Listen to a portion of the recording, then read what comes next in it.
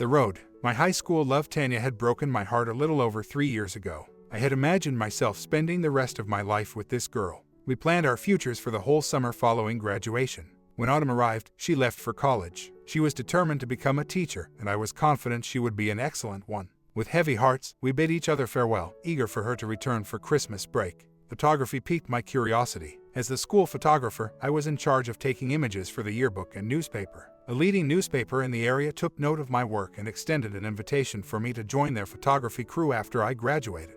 Naturally, I leaped for it. I believed I had the world by the tail for a time, but then, even she was unable to inform me. She requested that her mother deliver the news. I was history when Tanya, the girl of my dreams and the reason my existence was made, started seeing someone else. I took it hard, extremely hard, obviously. I flirted with a few girls and went on the occasional date during the next 3 years, but I wasn't interested in getting into another relationship.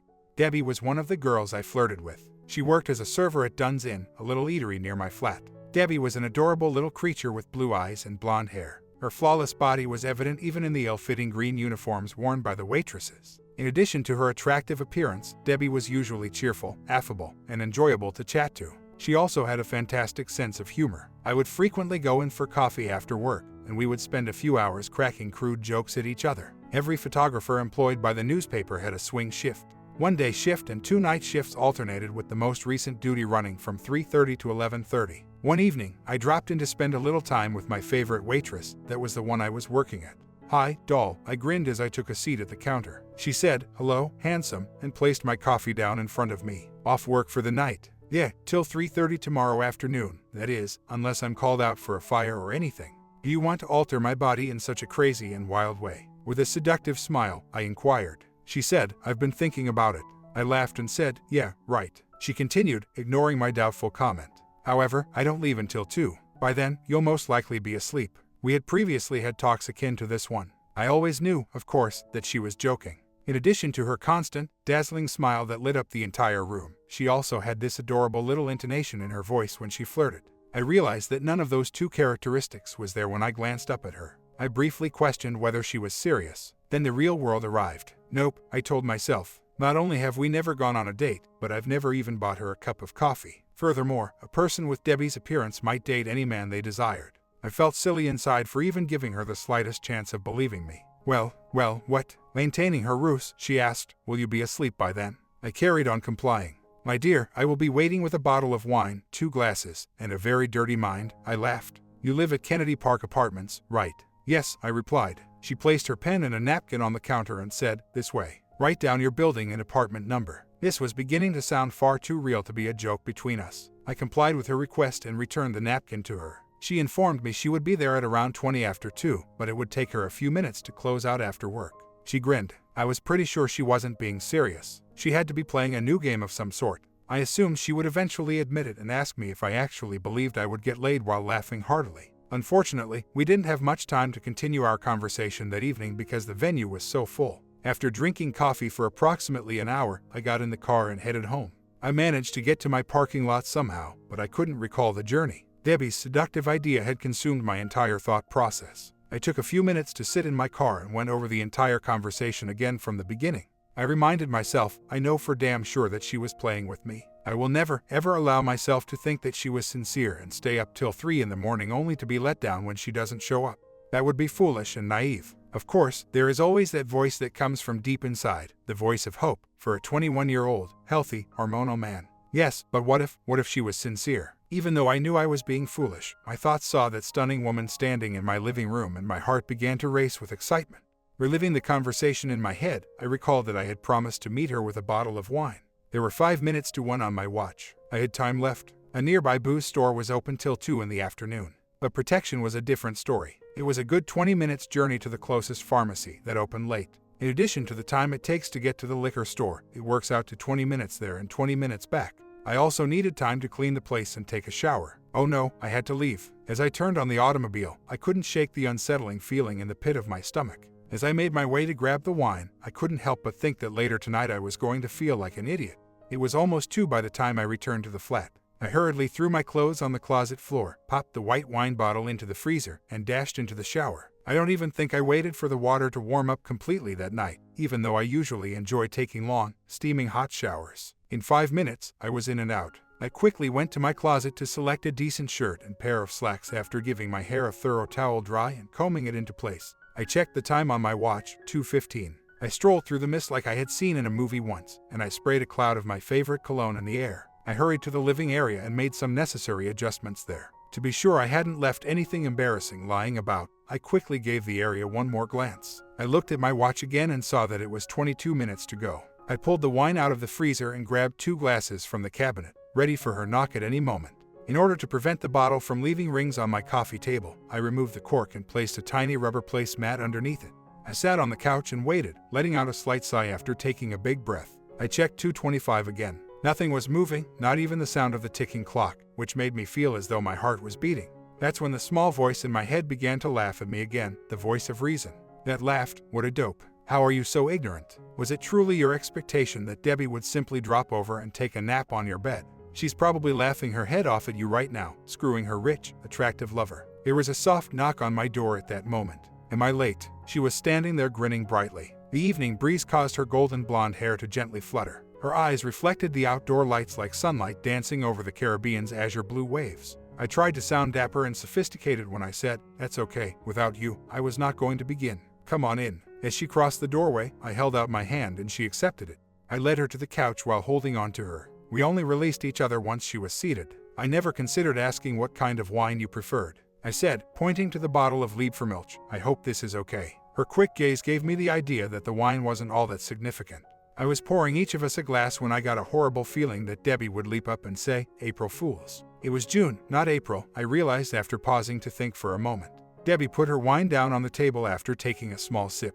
"Come here," she gestured, her hands circling my head's back. She gently brought our lips together. All right, at last I was beginning to think that this would truly happen. I put down my own glass and then encircled that gorgeous body with my arms. When I opened my eyes again and looked down, I saw Debbie looking up at me with a frenzied expression on her face. She was still breathing somewhat abnormally, just like me. We could not speak yet, so we just grinned at one another. She caught me by the neck and pulled me down on top of her as I tried to roll to the side. I thought I was going to crush her because of how tightly she hugged me. When she was finally able to talk, she was my first worry. "Aren't I too heavy?" She hushed me, her eyes closed once again, a satisfied smile on her lips. She shook her head slightly back and forth as she spoke. She was clearly enjoying herself at the moment. I couldn't resist grinning. At 21, I was in the best shape of my life. I boasted to myself in private, "Wait till round 2 if she thought that was something." I had asked my older cousin years earlier for tips on my first-time kissing experience. "Make it all about her," he advised. That was something I constantly thought about, and even though I had made love before, it had always been with Debbie. I assumed that the rule still held true. At last, she released her hold on my neck. I rose onto my elbows to relieve my weight from her and began smothering her neck and chin in soft, tiny kisses. With her eyes still closed, she sighed, "That's nice." I gradually moved closer until my lips met hers. She put her hand on the back of my head once again and held me there while she kissed me. She was not only breathtakingly beautiful, but in my limited experience, she was also the most receptive lady I had ever met. Tonight, I think I'm at my breaking point. This evening. Would that imply that there would be more nights? I wondered. That sounded really close. "Are you certain?" I boasted. "I think I have a little left. Recall that when I was younger, I went to the gym whenever I could to work out." She hesitated for a moment, as if she was considering it. No, save it up for tomorrow night," she replied. "She's already organizing another night, damn it," I thought. "It's going to be enjoyable." Her respiration was still a little labored. "Are you still on nights tomorrow?" "Yeah, for the rest of the week. I go on days next Monday," I responded. "Okay, good." It was then that she saw the room was starting to get bright. "Oh my gosh, what time is it?" I turned to face my clock on the bedside table. "Nearly 5:30, I informed her. "Damn," she exclaimed, leaping from bed. "I have to get home." I detested it so much when I saw her hide her physique once more under the hideous green outfit. As she was getting ready, I stood up, threw on a robe, and led her to the door. "Are you coming in tonight after work?" she inquired. "Absolutely." She kissed me on the lips, smiled, and said she would see me later. I waved to her as she got into her car and drove off. What a night, I thought to myself, damn it. It's better that I go to bed. I had my alarm set for noon, but I was so tired that all I could do was nod off. At last, I got ready for work and got up.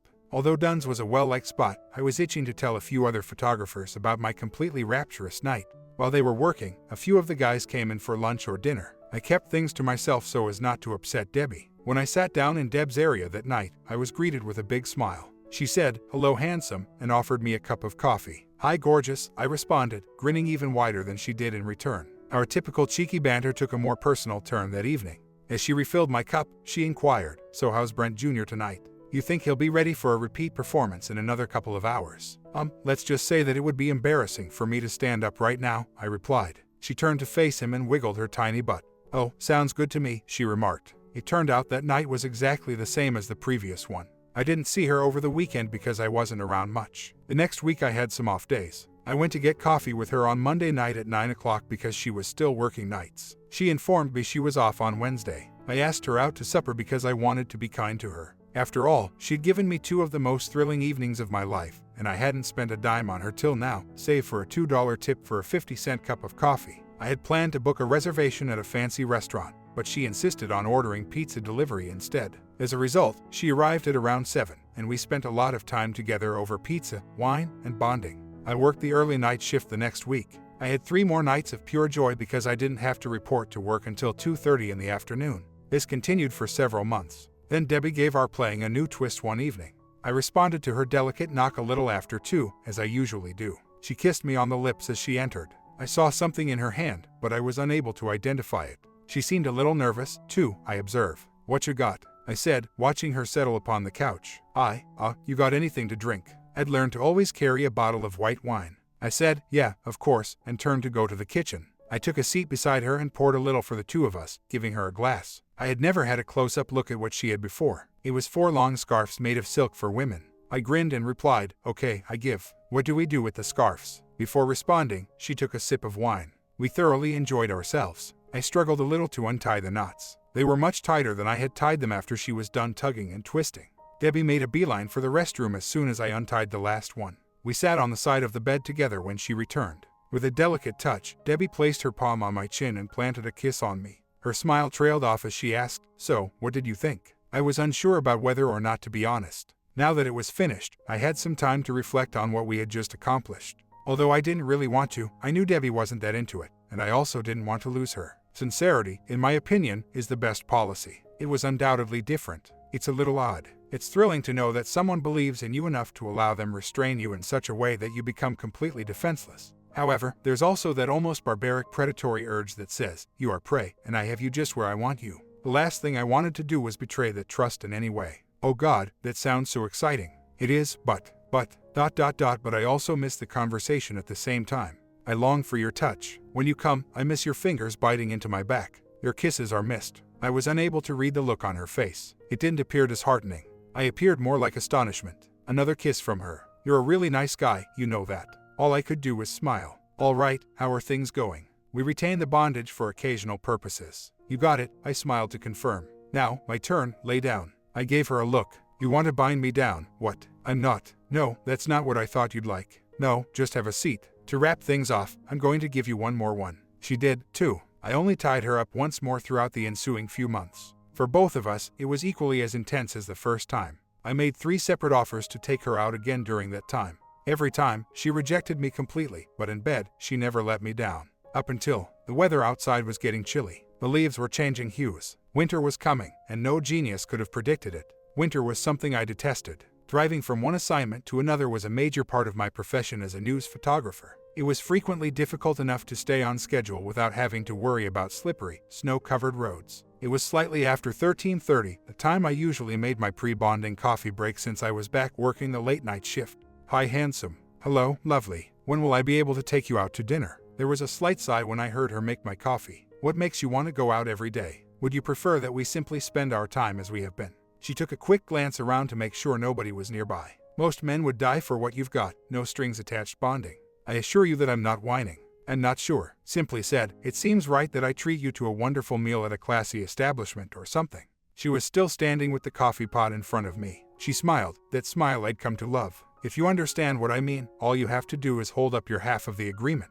All I'm searching for is that." "All right," I answered. "I won't ask anymore, but you ever want to go out and have a good time, you just me know, okay?" "Okay, I promise. Are you coming over tonight?" "Of course," she replied, flashing a sneaky little smile. We continued our normal conversation and flirting after that, and I promised her I would see her shortly before getting up to pay my bill. I headed home, did my usual business of taking a shower and getting ready for yet another fantastic evening.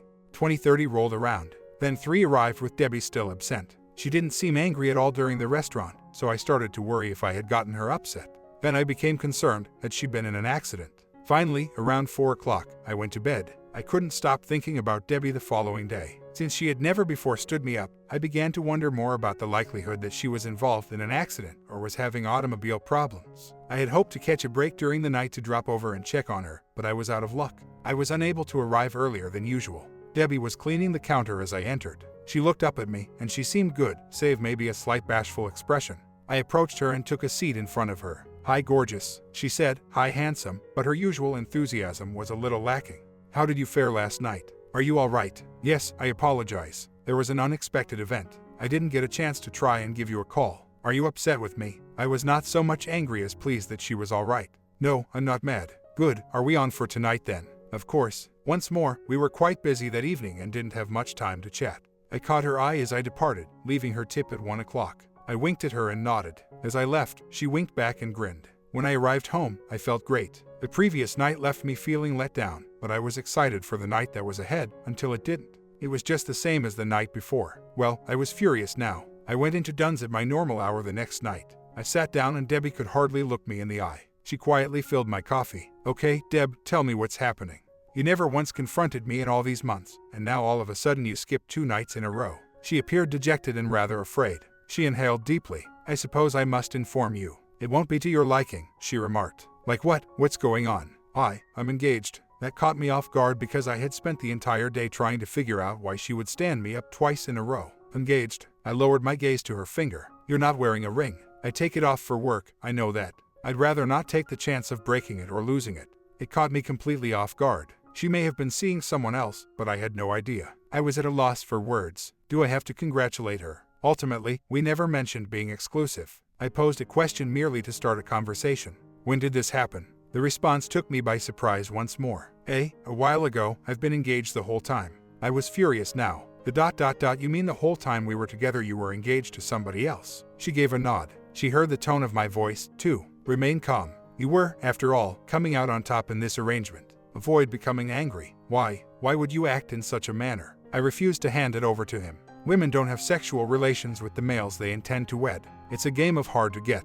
You're not serious. You have slept with someone else because you don't want him to believe you're easygoing. How could you harm someone you care about like that? Is he aware? She nodded, lowering her head. Indeed, he is quite injured. We must thus come to an end. I assured him that we would. Debbie, Jesus, I can't believe this. You know what my feelings are about me. I wouldn't go out with you because of this. I wanted you to understand that there were no strings attached and that it was just connecting. No complications. Do you truly believe that I haven't grown attached to you? It wasn't intended for you to. I wouldn't go out with you because of what I told you. I really do like you, Brent, but that was simply bonding. I assumed you were aware of that. To be honest, Debbie, I don't get any of this. I find it incomprehensible that someone who I found to be so kind can manipulate people's emotions in this way." She was clearly beginning to cry. Then another thought crossed my mind. "Do I know him?" "Not precisely. You've seen him in passing.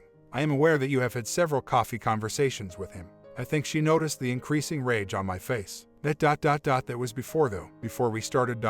you know. She brushed away the tear that had started to form in her eye before shocking me once more with her next words. "That's him sitting in the corner booth." I could see the corner booth 5 feet distant behind me. I was unable to resist. I turned to glance over my left shoulder to discover who truly detested me. I now estimated that Debbie was my senior by 2 or 3 years. Her fiancé was in his mid-40s, but I knew she wasn't older than 24 or 5. He was someone I recognized, and based on our brief exchanges, I knew he was a farmer. His black hair was thinning and he appeared a little chubby around the midsection. Definitely not the kind of guy I imagined marrying Debbie. I simply shook my head in shock. I got up, dropped a few bucks on the counter, and made my way toward the cash register. As I walked past him, I muttered, "Honest, I didn't know." After paying my bill, I turned to give Debbie one last glance before heading out.